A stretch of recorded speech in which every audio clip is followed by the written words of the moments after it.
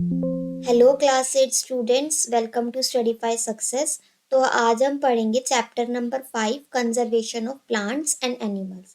इस चैप्टर में हम देखेंगे कि कैसे हम प्लांट्स और एनिमल्स को कंजर्व कर सकते हैं। तो फर्स्ट हम देखते हैं इंट्रोडक्शन। ये सब जो बेसिक टर्म्स है, हमें चैप्टर शुरू होने से पहले ये बेसिक टर्म्स पता होनी चाहिए कि क्या क्या इनके अंदर होता है। तो फर्स्ट है कंजर्वेशन। कंजर्वेशन क्या होता है? Conservation, the term conservation means the process of keeping and protecting something from damage. किसी चीज को डैमेज होने से पहले हमें उसको कंजर्व कर लेना चाहिए, हमें उसको प्रोटेक्ट कर लेना चाहिए, बचा लेना चाहिए। ठीक है, जैसे कि प्लांट्स और एनिमल्स को हम कंजर्व करना चाहिए, हमें उनको, जैसे कि हमें फॉरेस्ट एरियाज नहीं काटने चाहिए जहाँ प्लांट्स और एनिमल्स रहते हैं।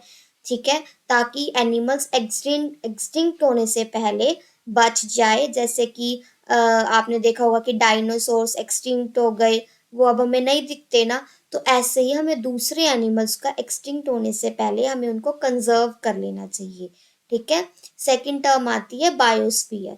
It is that part of the earth in which living organism exist, और जहाँ लाइफ सपोर्ट होती है। बायोस्फीयर क्या होता है? वो पार्ट, अर्थ का वो एरिया जहाँ पर लिविंग ऑर्गेनिज्म एग्जिस्ट करती है, जहाँ पर लिविंग ऑर्गेनिज्म रहती है, या वो पार्ट जहाँ पर लाइफ सपोर्ट होती है। लाइफ किस में होती है? लिविंग ऑर्गेनिजम्स में। इसलिए उस पार्ट, उस अर्थ के उस पार्ट को हम बोलते हैं बायोस्फीयर। नेक्स्ट टर्म आती है हमारे पास वाइल्ड लाइफ। वाइल्ड लाइफ क्या होती है?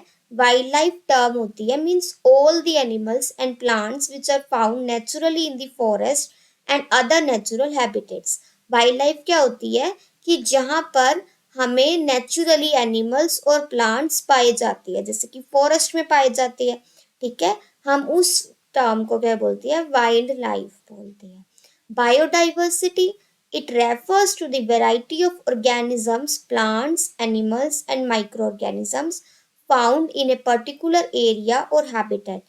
बायोडाइवर्सिटी क्या होती है? वो हम उसको रेफर करते हैं, जैसे कि प्लांट्स, एनिमल्स और माइक्रो ऑर्गेनिज्म, इन सब की वैरायटी को, ऑर्गेनिजम्स की वैरायटी को जो पर्टिकुलर एरिया में पाए जाते हैं, उसको बोलती है हम बायोडाइवर्सिटी।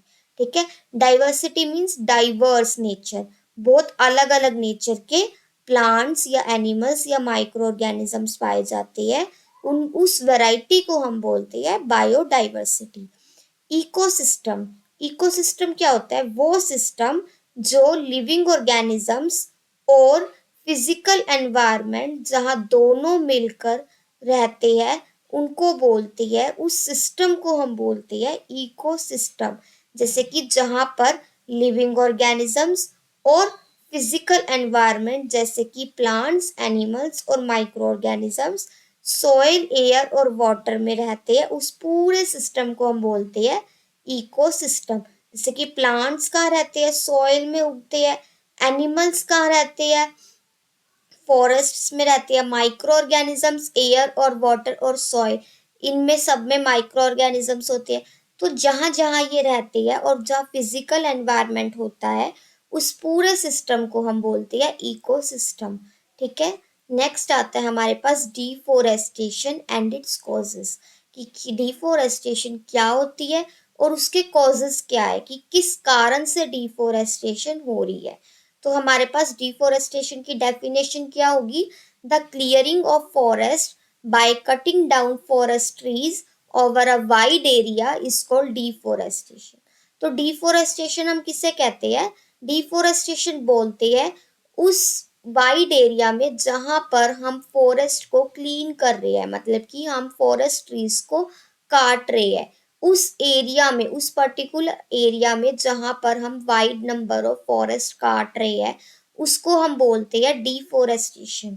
जहां पर हम बहुत बड़े एरिया में कटिंग ऑफ फॉरेस्ट करते हैं, उसको हम बोलते हैं डिफोरेस्टेशन। ठीक है, the various causes of deforestation are, कि क्या क्या कारण है डिफोरेस्टेशन के। और ये जो सारे कारण है, ये 5 पॉइंट्स, ये मैन मेड है, मतलब कि जो हम इंसान, जो ह्यूमन बींग्स कर रहे हैं, ह्यूमन बींग्स काट रहे हैं फॉरेस्ट को अपनी जरूरतों के लिए। ठीक है, तो फर्स्ट क्या आता है? The forest trees are cut down to obtain wood for making doors, windows and furniture. कि हम ह्यूमन बींग्स अपनी ज़रूरतों के लिए हम डिफोरेस्टेशन कर रहे हैं, हम फॉरेस्ट एरियाज को कटिंग कर रहे हैं, कट कर रहे हैं अपनी ज़रूरतों के लिए, जैसे कि अपनी ज़रूरतों के लिए डोर्स, विंडोज, फर्नीचर, इन सब के लिए हम ट्रीज को कट कर रहे हैं। फॉर यूजिंग फ्यूल, हमें फ्यूल चाहिए ज़्यादा, हम वेस्ट कर देते हैं अपनी कार्स को। जैसे ट्रैफिक लाइट में रेड होती है तो हम अपनी कार को क्या करते हैं, चलती रहने देते हैं, उसको बंद नहीं करते। तो उसकी वजह से फ्यूल की वेस्टेज होती है, जिसकी वजह से हमें और ट्रीज काटने पड़ते हैं। ठीक है, तो ये मैन मेड कॉजेज है। ठीक है, फॉर मेकिंग पेपर, आप पेपर को वेस्ट करते हो तो वेस्ट नहीं करना चाहिए। पेपर वेस्ट होगा तो हमें और ट्रीज काटने पड़ेंगे, तो उन कटिंग ट्रीज को काटने से क्या होगा, डिफोरेस्टेशन होगा। ठीक है, they are cut down to more agricultural land for cultivation of crops for the increasing population. जैसे जैसे हमारे इंडिया में पॉपुलेशन इंक्रीज हो रही है, जैसे जैसे जनसंख्या बढ़ रही है, उस वजह से हम क्या कर रहे हैं, एग्रीकल्चरल लैंड यूज कर रहे हैं for the cultivation of crops. Crops को उगाने के लिए हम यूज कर रहे हैं, और उसकी यूज के कारण हम फॉरेस्ट ट्रीज को काट रहे हैं। और हम अपनी लैंड जो यूज कर रही है उस फॉरेस्ट ट्रीज को साफ करके उसको हम वहां पर बड़े बड़े घर बना रहे हैं, फैक्ट्रीज बना रहे हैं, रोड्स बना रहे हैं, डैम्स बना रहे हैं। तो ये हम अपनी ज़रूरतों के लिए हम क्या कर रहे हैं, फॉरेस्ट एरिया को काट रहे हैं। ठीक है, नेचुरल कॉजेज ऑफ डिफोरेस्टेशन की नेचुरल क्या हो सकते हैं, जो नेचुरली होती है डिफोरेस्टेशन कैसे हो सकता है, फॉरेस्ट फायर्स, कि जंगलों में आग लग जाए उस वजह से सारे ट्रीज खत्म हो जाते हैं। सेवर ड्रॉट्स, जो सूखापन है वो आ जाए, ड्रॉट आ जाए, ठीक है, उस वजह से डिफोरेस्टेशन हो सकता है। तो ये नेचुरली है, मतलब कि इसमें ह्यूमन का कोई रोल नहीं है, ये नेचुरली होता है। पर ह्यूमन के मैन मेड कॉजेज हमारे पास बहुत सारे हैं, तो इस वजह से हमें ट्रीज अपनी ज़रूरतों के लिए नहीं काटने चाहिए। ठीक है, नेक्स्ट आता है हमारे पास कॉन्सिक्वेंसेज ऑफ डिफोरेस्टेशन, कि क्या क्या कॉन्सिक्वेंसेज हो सकते हैं डिफोरेस्टेशन के होने पर, कि अगर आप ट्रीज काटोगे तो आपको क्या क्या कॉन्सिक्वेंसेज उसके लिए देखने को मिल सकती है। ठीक है, deforestation will lead to a shortage of wood and other forest products.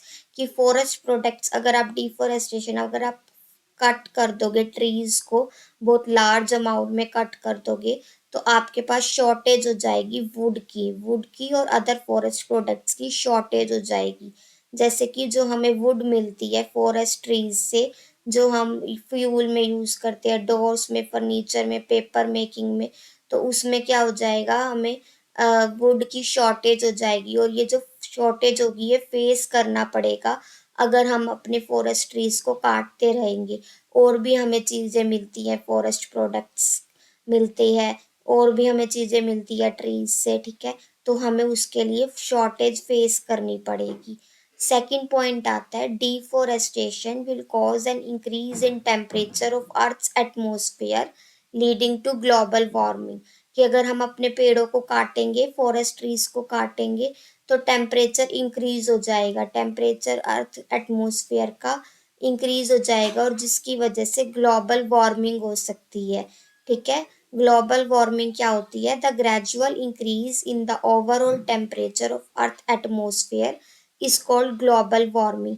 कि ग्लोबल वार्मिंग हमें हो जाएगी, जैसे कि हमें अगर पूरे अर्थ एटमोसफेयर का टेम्परेचर ओवरऑल इंक्रीज हो जाएगा, तो उसकी वजह से ग्लोबल वार्मिंग हो जाएगी। तो ग्लोबल वार्मिंग क्या क्या कर सकती है, जो जैसे कि ग्लोबल वार्मिंग से फ्लड आ सकती है, बाढ़ आ सकती है। कैसे, जैसे जैसे टेम्परेचर अर्थ का इंक्रीज होगा तो गर्मी बढ़ेगी, तो गर्मी बढ़ेगी तो जो हमारी स्नो है वो मेल्ट होएगी। स्नो अगर मेल्ट होएगी तो वो क्या करेगी, रिवर्स में जाएगी, रिवर्स में जाएगी तो रिवर्स क्या होएगा, ज़्यादा पानी का फ्लो बढ़ेगा, और फ्लो बढ़ेगा तो उसकी वजह से क्या हो सकता है, फ्लड आ सकती है। ठीक है, ओवरऑल टेम्परेचर जो अर्थ एटमोसफेयर का इंक्रीज होगा, तो उसकी वजह से हम ह्यूमन बींग्स को बहुत सारे कॉन्सिक्वेंसेस झेलने पड़ सकते हैं। नेक्स्ट पॉइंट आता है, deforestation will cause soil erosion making the soil infertile and lead to desertification. तो क्या होगा, जैसे जैसे आप पेड़ काटोगे, डिफोरेस्टेशन होगा, तो हमारे पास क्या होगी, सॉइल इरोजन होगा, जिसकी वजह से सॉइल इनफर्टाइल होएगी। अगर सॉइल इनफर्टाइल हो जाएगी तो हम उसमें अपनी क्रॉप्स अच्छे से नहीं उगा पाएंगे, और सॉइल अगर हम अच्छे से नहीं उगा पाएंगे तो हमारे पास क्या लीड होएगा, डेजर्टिफिकेशन। डेजर्टिफिकेशन किसे कहते हैं हम, the process by which fertile land become desert is called desertification. तो क्या होता है, जब हमारे पास जिस प्रोसेस से हम लैंड को, डेजर्ट को फर्टाइल बनाते हैं, उस प्रोसेस को हम बोलते हैं डेजर्टिफिकेशन। ठीक है। फोर्थ पॉइंट आता है हमारे पास, deforestation will cause frequent flooding of rivers leading to loss of life and property. जैसे कि मैंने आपको बताया कि रेन वाटर, जो डिफोरेस्ट सॉइल होएगी वो रिवर्स में जाएगी रेन वाटर की वजह से, उसकी वजह से फ्लड आएगा। ठीक है। तो डिफोरेस्टेशन क्या करता है, डिक्रीजेस करता है water holding capacity of soil which leads to flood. ठीक है। सॉइल जैसे जैसे बहती है, सॉइल इरोजन होता है, उसकी वजह से वाटर होल्डिंग कैपेसिटी कम हो जाएगी सॉइल की, और सॉइल की अगर वाटर होल्डिंग कैपेसिटी कम हो जाएगी तो वो फ्लड लाने में डिफोरेस्टेशन का काम होता है। Deforestation affects the water cycle leading to decrease in rainfall. The decrease in rainfall lowers the ground water level and could cause droughts. तो अगर हम ज़्यादा पेड़ काटते हैं तो वो क्या करता है, हमारी वाटर साइकिल को अफेक्ट करता है, जिसकी वजह से रेनफॉल कम आती है। मतलब कि अगर हमारे पास बारिश कम हो जाएगी, बारिश नहीं आएगी, बारिश अगर कम हो जाएगी तो वो क्या होगा, हमारा जो ग्राउंड वाटर लेवल है वो भी हमारा नीचे चला जाएगा, और जिसकी वजह से ड्रॉट हो सकते हैं, नेचुरल कैलमिटीज हो सकती हैं। ड्रॉट क्या होता है, किसी एरिया, किसी लैंड का बिल्कुल ही सूख जाना। ठीक है, वो हमारे पास ड्रॉट होता है। Deforestation leads to the extinction of many wild animals and plants. तो अगर हम ज़्यादा पेड़ काटेंगे तो उसकी वजह से क्या होगा, जो हमारे पास वहाँ फॉरेस्ट में एनिमल्स और प्लांट्स है वो ख़त्म हो जाएंगे, और उनकी दी एब्सेंस, अगर उनकी एब्सेंस हो जाएगी, वो हमें नहीं होंगे, क्योंकि द वाइल्ड एनिमल्स और बर्ड्स को इनफ फूड नहीं मिलेगा, और जिसकी वजह से उनकी डेथ हो जाएगी। क्योंकि अगर हम ज़्यादा पेड़ काटेंगे तो पेड़ से ही उन्हें अपना खाना मिलता है, प्लांट्स को और एनिमल्स को। तो वो क्या होगा, बर्ड्स को, बर्ड्स के शेल्टर होते हैं, ट्रीज होते हैं, वाइल्ड एनिमल्स अपने फूड के लिए वहाँ रहते हैं, करते हैं। तो अगर हम फॉरेस्ट ट्रीज और प्लांट्स को काटेंगे तो जो एनिमल्स और बर्ड्स है उनको खाने को नहीं मिलेगा, और जिसकी वजह से उनकी डेथ हो जाएगी, और उनकी डेथ हो जाएगी तो वो एक्सटिंक्ट हो जाएंगे, हमें नहीं दिखेंगे। ठीक है। तो हमारे पास पेड़ काटने से हमारे पास इतने सारे लॉस हो सकता है, हमारा इतने सारे डिफोरेस्टेशन के कॉन्सिक्वेंसेस है जो हमें फ्यूचर में देखने को मिल सकती है। इसलिए हमें पेड़ नहीं काटने चाहिए, ज़्यादा से ज़्यादा पेड़ उगाने चाहिए अपने घरों में, अपने आसपास, आपके पार्क में। जितने आप पेड़ उगा सकते हो उतने पेड़ उगाने चाहिए। जैसे आप अपने हर बर्थडे पर, आपके घर में कोई इवेंट है उस पे आप पेड़ उगा सकते हो। आप किसी को एक छोटा सा पौधा गिफ्ट कर सकते हो उसके बर्थडे पर, किसी भी इवेंट पर। तो इससे क्या होगा, हमारे जो एनवायरनमेंट में डिफोरेस्टेशन नहीं होगा, और हम ज़्यादा से ज़्यादा पेड़ उगाएंगे तो ऑक्सीजन की अमाउंट भी बढ़ेगी और कार्बन डाइऑक्साइड की अमाउंट कम होगी। ठीक है, जिसकी वजह से ग्लोबल वार्मिंग नहीं होगी, नेचुरल कैलमिटीज नहीं आएंगी, ड्रॉट नहीं होगा, फ्लड नहीं आएंगे, टेम्परेचर भी नहीं बढ़ेगा हमारी अर्थ का, जिसकी वजह से ग्लोबल वार्मिंग नहीं होगी। ठीक है, और आगे आने वाली फ्यूचर जनरेशन को वुड और फॉरेस्ट प्रोडक्ट्स की शॉर्टेज नहीं होगी। ठीक है। आई होप आज का लेक्चर आपको समझ आया होगा। आज का लेक्चर हम इतना ही रखते हैं। नेक्स्ट हम इसके आगे हम पढ़ेंगे। ठीक है, कंजर्व कैसे कर सकते हैं हम वाइल्ड लाइफ को, वो हम देखेंगे। आई होप आज का लेक्चर आपको समझ आया होगा, और डिफोरेस्टेशन नहीं करनी है, आसपास आपके पेड़ कटे तो उनको रोकना है, और खुद से ज़्यादा पेड़ उगाने हैं। ठीक है।